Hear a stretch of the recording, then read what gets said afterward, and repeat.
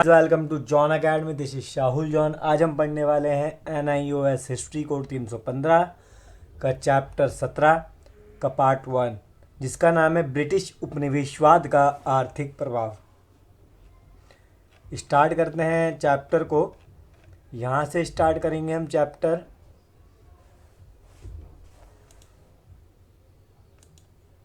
जिसमें पहला टॉपिक है हमारा, इसमें 3 टॉपिक बनेंगे, 3 चरण बनेंगे। जिसमें कि हमारा पहला है ब्रिटिश उपनिवेशवाद के चरण में किन किन बातों को, किन 3 चीज़ों को शामिल किया गया। तो औपनिवेशिक शोषण मुख्यतः 3 चरण के थे।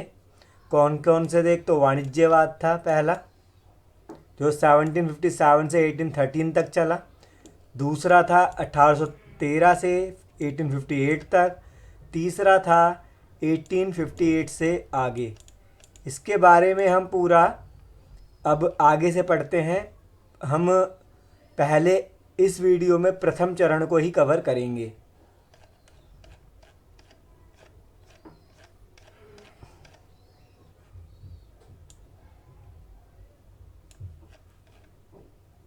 तो ब्रिटिश उपनिवेशवाद का प्रथम चरण इस पार्ट में कवर हो जाएगा। प्रथम चरण 1757 से 1813 तक चला था। ठीक है, तो 1757 से शुरू हुआ, जब ब्रिटिश ईस्ट इंडिया कंपनी ने उपमहाद्वीप के पूर्वी और दक्षिणी हिस्सों में क्या करा, राजस्व इकट्ठा करने के अधिकार प्राप्त कर लिए। तो पहला चरण आता है 1757 से, जब ब्रिटिश ईस्ट इंडिया कंपनी ने पूर्वी और दक्षिणी हिस्सों में राजस्व को इकट्ठा करने का अधिकार प्राप्त कर लिया था कि अब वो अब टैक्स वसूल सकते हैं पूर्वी और दक्षिणी हिस्सों से। ये सिलसिला चलता रहा 1813 तक, जब भारतीय व्यापार पर कंपनी का एक अधिकार समाप्त हो गया। जब भारतीय व्यापार पर कंपनी का एक अधिकार समाप्त हो गया, जब तक चला, जब 1813 आया, तब भारतीय व्यापार पर जो कंपनी का कंट्रोल हुआ करता था, एक अधिकार हुआ करता था, वो बिल्कुल खत्म हो चुका था। तो अब ब्रिटिश भारत में इंग्लैंड की महारानी एलिजाबेथ प्रथम द्वारा समर्थित विशिष्ट शाही अधिकार पत्र के साथ एक विशुद्ध व्यापारी कंपनी की हैसियत से 17वीं शताब्दी में भारत में व्यापार करने आए थे। तो आपको पता ही है कि ब्रिटिश भारत में क्यों आए थे, व्यापार करने के लिए आए थे। ठीक है, उन्होंने अपना पहला कारखाना बंगाल में हुगली नदी के तट पर स्थापित किया था। और अपना पहला कारखाना उन्होंने जो लगाया था, वो लगाया था बंगाल में हुगली नदी के पास। कंपनी मुगल बादशाह से अनुमति या दस्तक पाने में सफल भी रही थी कि उसे अपने व्यापार पर करों में छूट प्राप्त होगी। तो कंपनी ने मुगल बादशाह से ये भी अनुमति ले ली थी कि वो जब व्यापार करेंगे तो उन पर किसी प्रकार का टैक्स नहीं लगेगा। इससे कंपनी के कर्मचारियों में बड़े स्तर पर भ्रष्टाचार को भी बढ़ावा मिला। कि इससे क्या हुआ, कर्मचारियों में भ्रष्टाचार फैलता जा रहा था, क्योंकि उन्होंने व्यापक स्तर पर इस फरमान का गलत उपयोग अपने व्यक्तिगत व्यापार के लिए किया था। भ्रष्टाचार क्यों फैला, क्योंकि इसका प्रयोग उन्होंने अपने लिए ही करा था। इसका अर्थ यह था कि इससे बंगाल के सूबेदार, जो बाद में नवाब कहलाए थे, सीमा शुल्क के रूप में राजस्व में भारी नुकसान उठाना पड़ा। अब जो बंगाल के सूबेदार थे, यानी कि जो नवाब थे, उनको भारी नुकसान भी पहुंचा राजस्व से। यह एक ज्वलंत विवादास्पद मुद्दा था, जो 1751 में हुए प्लासी के युद्ध के प्रमुख कारणों में से एक था। यह प्लासी के युद्ध के कारणों में से एक माना जाता है। तो आपको यहाँ तक समझ आ गया होगा कि वो अब टैक्स फ्री व्यापार यहाँ पर कर पा रहे थे अंग्रेज। इस काल में ब्रिटिश ईस्ट इंडिया कंपनी का मुख्य कार्य क्या हुआ, तो ईस्ट इंडिया कंपनी का इस काल में मुख्य कार्य क्या था, भारत से मसाले, कपास, रेशम खरीद कर क्या करना, ब्रिटेन के बड़े बाजारों में बेच देना था। और क्यों बेचते थे बड़े बाजारों में, ताकि वहाँ से अधिक पैसा, अच्छा फ़ायदा उठा सके। और इसका अर्थ यह हुआ कि ब्रिटेन से भारी मात्रा में सोना चांदी इन वस्तुओं के भुगतान के लिए भारत में आ जाता था। अब जब ब्रिटेन से भारी मात्रा में सोना चांदी भारत में आ जाता था, क्यों आ जाता था, क्योंकि उनको वस्तु खरीदने के लिए सोना चांदी वो दिया करते थे। भरसक प्रयत्नों के बाद भी ब्रिटेन की वस्तु की खपत भारत में नहीं हो पाती थी, जिससे इस बहिर्प्रवाह की पूर्ति हो सके। वस्तु की खरीद फरोख्त के अतिरिक्त कंपनी को एक बड़ी राशि यूरोप के अन्य शक्तियों के साथ होने वाले युद्धों पर भी खर्च करनी पड़ती थी। वस्तुओं की खरीद फरोख्तों में तो कंपनी का पैसा खर्च होता ही था, साथ ही साथ उनके साथ भी उन पे भी पैसा लग जाता था। जैसे कि युद्ध होते थे दूसरे देशों से, जैसे कि पुर्तगालियों से, डच से, फ्रांसीसियों से। जब ब्रिटिश ईस्ट इंडिया कंपनी के युद्ध होते थे तब भी पैसा लग जाता था, जो अधिकतर व्यापार के लिए एक जैसी वस्तु की खोज के लिए होते थे। इनमें शामिल कौन कौन थे? पुर्तगाली, डच और फ्रांसीसी। बक्सर की लड़ाई और उसके बाद प्लासी की लड़ाई हुई। उसके बाद बंगाल में दीवानी का मतलब राजस्व इकट्ठा करने का अधिकार मिल गया। दीवानी जब भी आए आपको याद रखना है कि राजस्व यानी कि टैक्स इकट्ठा करने का अधिकार दीवानी है। तो उसके बाद बंगाल में दीवानी प्राप्त होने से यानी कि राजस्व एकत्र करने का अधिकार प्राप्त होने से भारत में होने वाले खर्चे के लिए पर्याप्त धन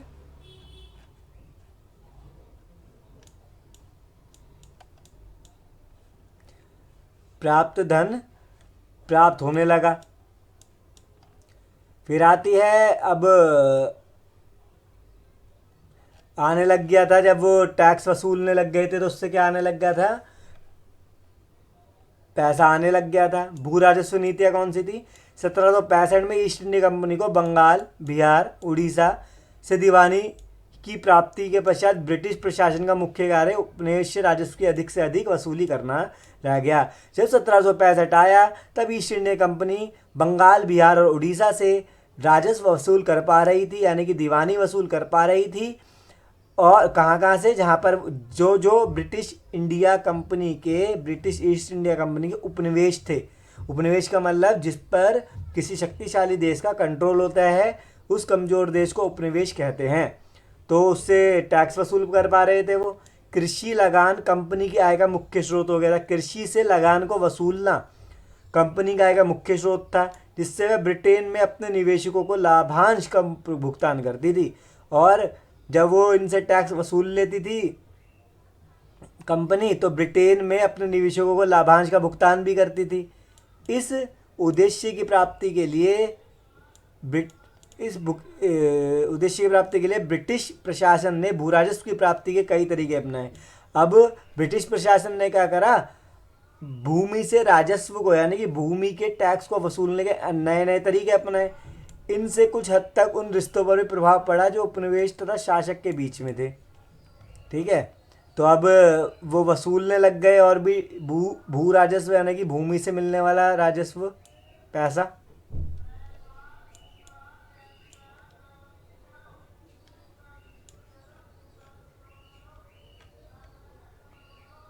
फिर क्या हुआ? सन 1772 में बंगाल के गवर्नर वारेन ने बंगाल क्षेत्र में राजस्व खेती की व्यवस्था की। तो 1772 में वारेन हेस्टिंग ने बंगाल क्षेत्र में क्या करा? राजस्व खेती की व्यवस्था शुरू कर दी। अब वो राजस्व खेती का मतलब खेती जो करी जा रही है वहाँ से टैक्स वसूला जाने लग गया। इस व्यवस्था के तहत यूरोपीय जिला कलेक्टर अधिक बोली लगाने वाले को राजस्व एकत्र करने का अधिकार देता था। इसमें क्या होता था? जिला कलेक्टर जो अधिक बोली लगाता था व्यक्ति, उसको टैक्स वसूलने का अधिकार दे देता था। यह प्रणाली असफल हो गई थी और राजस्व की मांगों की वजह से किसान इसमें बर्बाद हो गए थे। फिर इस भयंकर गलती को सुधारने के लिए 1793 में आए लॉर्ड कॉर्नवालिस ने स्थायी बंदोबस्त की शुरुआत कर दी। स्थायी बंदोबस्त हो या जमींदारी प्रथा, बात एक ही है। इस व्यवस्था के तहत जमींदार, जिन्हें पहले राजस्व प्राप्त करने का अधिकार था, नहीं जो टैक्स वसूलते थे, अब वो भूमि के मालिक भी बन गए। कंपनी की राजस्व मांग पूर्णतः निर्धारित थी, पर कंपनी क्या कहती थी? जमींदारों को जितना वो फिक्स करते थे, जैसे कि 1 लाख रुपए माना उन्होंने टैक्स बोला कि हमें 1 लाख रुपए टैक्स चाहिए, तो जमींदारों को उतना देना पड़ता था। अगर जो जमींदार नहीं दे पाता था तो उसको बेदखल होना पड़ता था और उसकी भूमि को नीलाम कर दिया जाता था। इस व्यवस्था के जरिए जमींदारों ने एक व्यापारी वर्ग को भी तैयार कराया जो लाभ कमाने के लिए अपनी भूमि पर अधिक से अधिक अन्न उगा सके। इसके बाद क्या हुआ, कंपनी के लिए भी प्रत्येक किसान की जगह कुछ जमींदारों से बातचीत करने की सुविधा हो गई। यानी कि अब वो किसानों से बात नहीं करते थे, बल्कि जमींदारों से ही बात किया करते थे। किंतु इस व्यवस्था की वजह से बढ़ते राजस्व के बोझ ने किसानों को गरीबी के दलदल में घसीट दिया। जब ऐसी व्यवस्था चली तो जमींदारों को भी ये शर्त मानने में समस्या हो रही थी। वो भुगतान तो कर नहीं पा रहे थे, अपनी भूमि जरूर खो रहे थे। वो कौन खो रहे थे? जमींदार। क्यों खो रहे थे? क्योंकि वो इतना पैसा दे ही नहीं पाते थे जितना ब्रिटिश सरकार उनको बोलती थी कि इतना पैसा देना है, जो उन्होंने निर्धारित करा था। दलालों को राजस्व संग्रह से बाहर रखने के लिए ताकि राज्य भूमि से होने वाले आय का बड़ा हिस्सा ले सके, तो दलालों को दूर करने के लिए 1792 में अलेक्जेंडर रिड ने मद्रास क्षेत्र के रैयतवाड़ी व्यवस्था शुरू कर दी। रैयतवाड़ी व्यवस्था शुरू कर दी क्यों? ताकि दलाल दूर हो सके किसानों और जमींदारों के बीच में। बाद में इसे बम्बई में भी लागू किया गया। इस व्यवस्था के तहत फिर हर गांव से राजस्व इकट्ठा किया जाता था, किंतु बाद में प्रत्येक किसान का मूल्यांकन अलग से होता था। इस प्रकार जमींदार के बदले किसान भूमि के मालिक हो गए। बाद में फिर से जमींदार के बदले किसान भूमि के मालिक हो गए।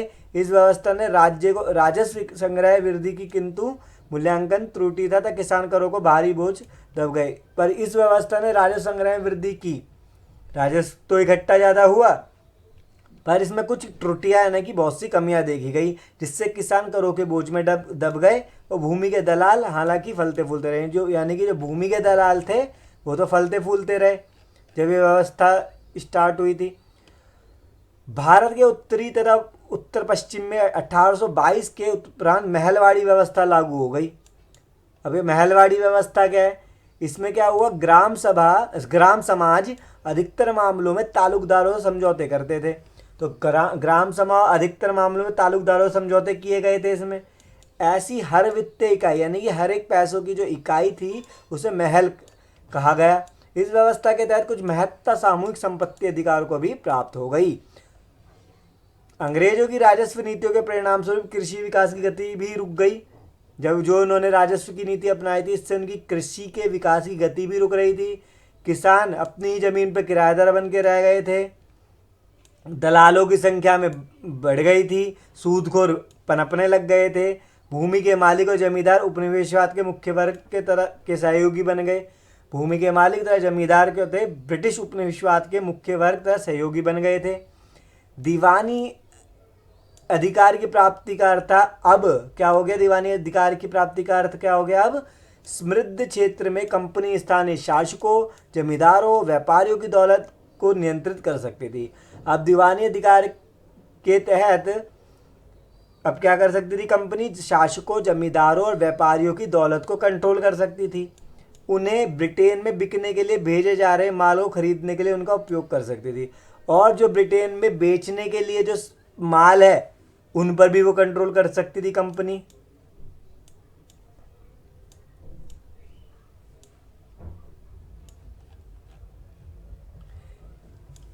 बड़ी मात्रा में पैसे ने, जिससे कंपनी अधिकारियों की अवैध संपत्ति भी शामिल थी, बंगाल से ब्रिटेन की राह पकड़ी।